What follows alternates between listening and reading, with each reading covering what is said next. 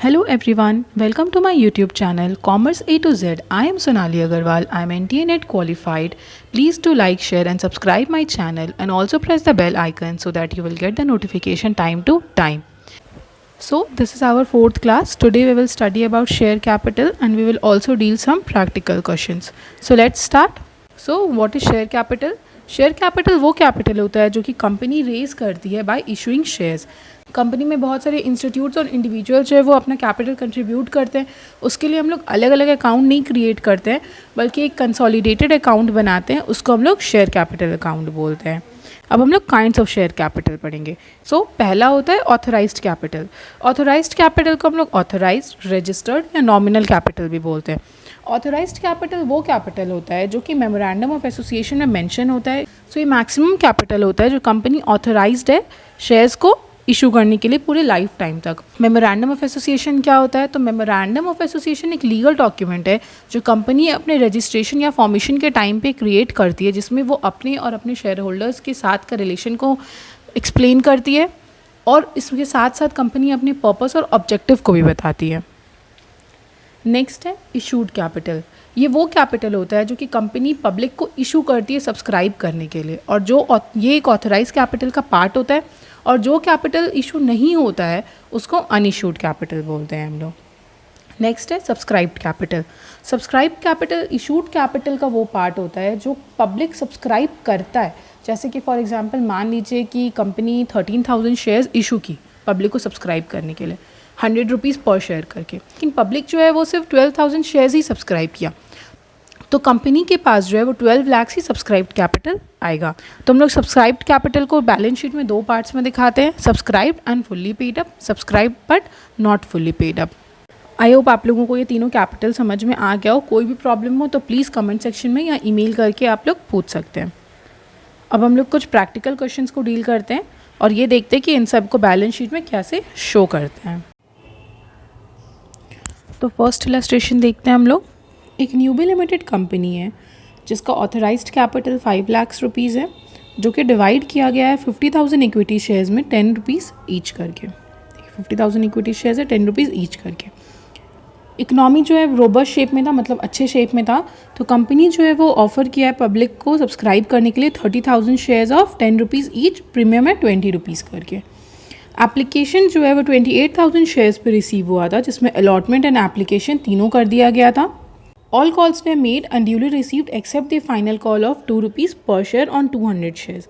Application जो है वो 28,000 शेयर्स के ऊपर रिसीव हुआ था और 200 शेयर्स के ऊपर 2 रुपीज़ का फाइनल कॉल नहीं मिला हम लोगों को. हम लोग को इसका बैलेंस शीट बनाना है और नोट्स टू अकाउंट्स भी बनाना है.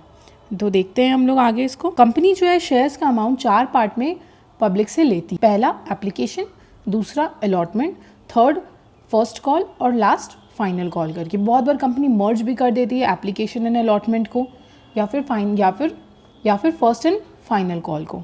तो इस वाले क्वेश्चन में बोल रहा है कि कंपनी का 28,000 शेयर सब्सक्राइब हुआ, जिसमें से 200 शेयर्स के ऊपर फाइनल कॉल का 2 रुपीज़ नहीं मिला हम लोगों को. तो कितना पे मिला? इसका मतलब कंपनी को 27,800 रुपीज़ के ऊपर पूरा 10 रुपीज़ करके मिल गया. अब हम लोग 200 शेयर्स के ऊपर वर्किंग नोट देखते हैं. तो कंपनी को 200 शेयर्स के ऊपर 10 रुपीज़ करके 2,000 रुपीज़ लेना था, लेकिन कंपनी को 200 शेयर्स का 2 रुपीज़ फाइनल कॉल के अकॉर्डिंग नहीं मिला. तो 200 इंटू 2 करेंगे हम लोग, तो यानी कि 400 रुपीज़ कंपनी के लिए एरियर हो गया. तो कंपनी को मिला कितना? 1,600 रुपीज़. अब हम लोग इस 1,600 रुपीज़ को वो 2,78,000 में ऐड कर देंगे. आई होप आप लोगों को ये क्लियरली समझ में आया हो. इसको नोट्स टू अकाउंट में किस तरह से रिप्रेजेंट करते हैं वो देखते हैं. सबसे पहले हम लोग नोट्स टू अकाउंट में शेयर कैपिटल लिखते हैं. शेयर कैपिटल लिखने के बाद हम लोग ऑथराइज्ड कैपिटल लिखते हैं. शेयर कैपिटल लिखते हैं. शेयर कैपिटल के अंदर ऑथराइज्ड कैपिटल आता है.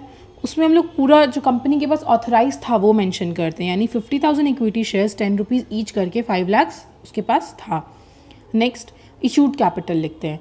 कंपनी इशू कितना किया था? 30,000 शेयर्स इशू किया था 10 रुपीज़ करके, यानी 3 लाख.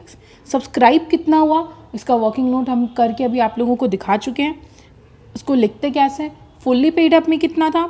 27,800 शेयर्स के ऊपर कंपनी को फुल्ली पेड अप वैल्यू मिल गया था, यानी 2,78,000 रुपीज़। लेकिन 200 शेयर्स के ऊपर 10 रुपीज़ करके कंपनी को सिर्फ 1,600 रुपीज़ ही मिला था, जिसमें 400 एरियर था।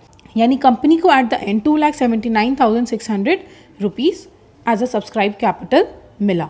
हम लोगों को इसको बैलेंस शीट में भी शो करना होता है। तो बैलेंस शीट का यहाँ पे हम लोग फुल बैलेंस शीट शो नहीं करते, सिर्फ एक extract of balance sheet show करते हैं। इसमें हम लोग 4 कॉलम बनाते हैं। तो इसका मेन हेडिंग होता है इक्विटी एंड लाइबिलिटीज़। उसके अंदर हम लोग एक हेडिंग देते हैं शेयर होल्डर्स फंड, और उसके अंदर भी सब हेडिंग देते हैं शेयर कैपिटल। कंपनी के पास कितना शेयर कैपिटल है एट प्रेजेंट? 2,79,600। आई होप आप लोगों को ये प्रॉब्लम क्लियरली समझ में आ गया हो। जैसे जैसे हम लोग आगे बढ़ेंगे आप लोगों को और भी क्लियरली समझ में आते जाएगा। सो अब हम लोग नेक्स्ट क्वेश्चन देखते हैं। एक एक्स लिमिटेड कंपनी है जिसका कैपिटल है 15 लाख रुपीज़, जिसको वो 10 रुपीज़ ईच शेयर में डिवाइड कर दिया है, जिसमें से 6,000 शेयर्स को वो वेंडर को दे दिया एज अ परचेज कंसिडरेशन। बहुत बार ऐसा होता है कि हम लोग किसी से कुछ खरीदते हैं तो हम लोग उसको पैसा की जगह शेयर्स दे देते हैं अपने कंपनी का। और 3,000 shares were issued to the signatories to the memorandum of association as fully paid up. और 3,000 शेयर्स को हम लोग मेमोरेंडम ऑफ एसोसिएशन के मेंबर्स लोग को दे दिए। जो रिमेनिंग है उसमें से डायरेक्टर ऑफर किया है 19,500 शेयर्स पब्लिक को, और सिर्फ 6 रुपीज़ कॉल्ड अप किया है और बाकी कॉल नहीं किया है। यानी एरियर नहीं है यहाँ पे, कंपनी बाकी कॉल ही नहीं किया। हो सकता है कंपनी आगे जाके विद टाइम इसको कॉल करे। तो हम लोगों को इसमें एक बैलेंस शीट प्रिपेयर करना है as per schedule 3 of the Companies Act. तो लेट्स सी कैसे करेंगे इसको। तो इस कंपनी का ऑथराइज्ड कैपिटल कितना है? 1,50,000 शेयर्स का हम लोग 10 रुपीज़ करेंगे तो 15 लाख आता है। इस कंपनी का इशूड कैपिटल कितना है? 28,500। ये कैसे आया? 3,000 प्लस 6,000 प्लस 19,500 सब्सक्राइब्ड कैपिटल। इस कंपनी का फुल्ली पेड सब्सक्राइब कैपिटल कितना था? 6,000 और 3,000 के ऊपर हम लोगों को 10 करके कंपनी को पूरा पैसा मिल चुका है, यानी कि 90,000 कंपनी के पास पूरा आ चुका है। लेकिन 19,500 के ऊपर कंपनी सिर्फ 6 रुपीज़ करके ही मंगवाई है अभी तक। यानी जब हम लोग इन दोनों को मल्टीप्लाई करेंगे तो आएगा 1,17,000। अब हम लोग 1,17,000 और 90,000 को प्लस करेंगे तो कंपनी के पास पूरा जो सब्सक्राइब कैपिटल है वो कितना हो जाएगा? 2,07,000। लोग इसको बैलेंस शीट में रिप्रेजेंट करना देखते हैं कैसे करेंगे।